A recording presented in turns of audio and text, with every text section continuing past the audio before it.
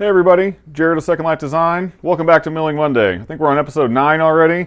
All the feedback has been really good. I really appreciate all the responses everybody's given me, and I really enjoy doing these. So please give me more ideas and comments on what you'd like to see.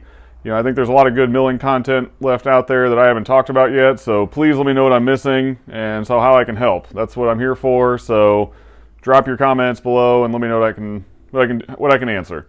Today we're getting into chains, the different types of chains out there. Chainsaw chains are kind of a hot topic, I guess, if you will.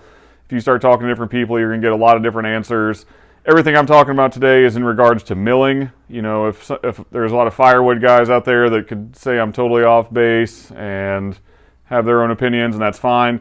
I'm sharing my experiences in regards to milling. I'm not at all, I'm not a tree faller. I'm not a full lumberjack where I'm looking to cut things up for speed. I'm looking for good cut quality and for chain duration and kind of ease on the engine. That's what I'm looking for. I don't really get too wrapped up in speed when I'm milling. So that's where I'm coming from. That's how I'm going to speak when I'm going with this. So keep that in mind as you're watching. And I will also say there's going to be a separate video just on sharpening. I think it's enough content there to make its own video. I don't want to throw too much in one video. So follow along and we'll see what we can get done. Okay, so talking chain. This might be a little basic to some people, but I want to kind of clue everybody in at the same time so we're all talking about the same thing. What we're looking at here is standard cross-cutting chain. So this is what you would use for cutting up firewood, for bucking up logs into smaller chunks. If you were cutting cookies, you would use this. This is the standard 30-degree pitch, 35-degree pitch on the tooth. That can kind of vary by manufacturers, but this is pretty standard. You can absolutely mill with this. It's probably going to leave it will leave a really raggedy cut because of the kind of the shearing effect of this. Because it's coming in at such a steep angle, the way it's cutting the fibers is kind of different than what it's intended. And it also doesn't stay sharp very long. You'll notice that it kind of dulls quicker just because of the wear of it. This is what's known as like a full comp chain where it's got a tooth every other drive length. So, in a 6-inch section, 5-inch section, it's got 4 cutters. So you have a lot of teeth going, there's a lot to sharpen, and it works. I would not use this long term for milling. It's going to go dull really quick, and just not really what it's intended for. So that's my thoughts on that one. Next up would be ripping chain, milling chain, available from a large number of manufacturers. You can call Bailey's online. That's a good source for chain stuff. You'll notice the teeth are cut same thing where it's cutter every other drive length, but it's at a 10-degree angle. So it's a really steep angle, and it's kind of a blunt kind of cutter. It's cutting in a different way. So you'll probably notice that your chainsaw doesn't have as much power, is what it seems. It's more of a blunting kind of cut, but it leaves a much better finish. So I used this for a long time and was very happy with it. It's just a 10-degree angle versus the 35, but it makes a big difference when you're getting your cut quality and also in the kind of, I would say, the chain duration, how long it stays sharp. This is a good option for you.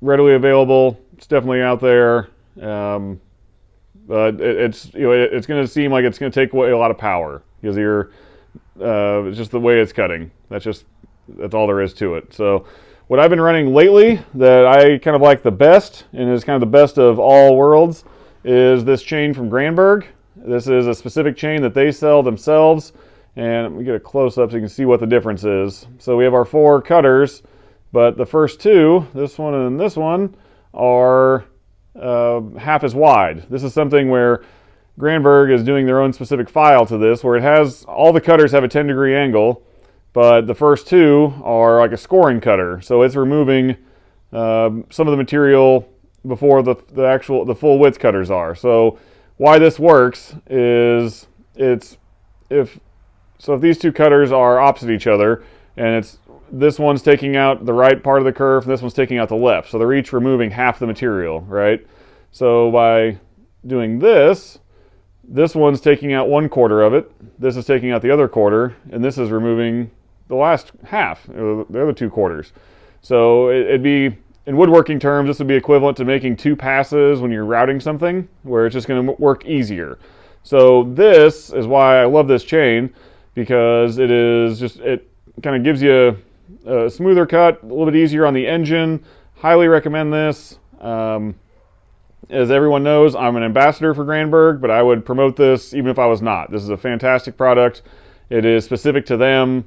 I would absolutely buy this all day long. So again, the chain's kind of dirty, but you can see these cutters are only half the width. That's something that I had not seen before. And it's exciting that they have this, because there's a lot of engineering in this that it just makes sense of we're just removing little bits of the material versus hogging all this out with 2 cutters. So that's why I like this one.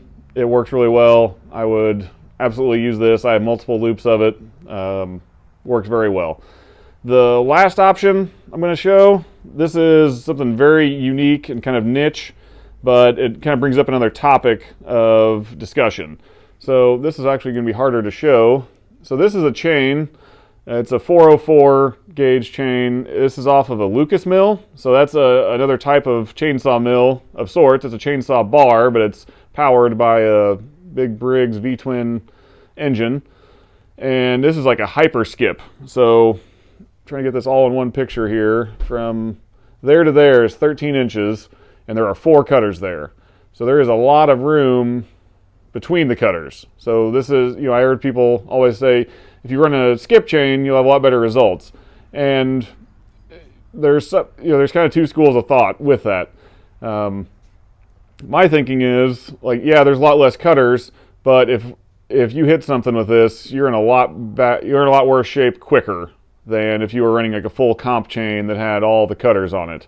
So yeah, it's going to give you a lot of power because there's only so many cutters cutting, but there's a lot less things to take damage. So, I will say, one of my older videos that's been more popular is a drag race that I did with a friend with his Lucas mill, and he smoked me like a ham. I mean, he completely beat my chainsaw mill, but he had 3 times the power and whatever, and we get into it in that video, but this is the chain he was running.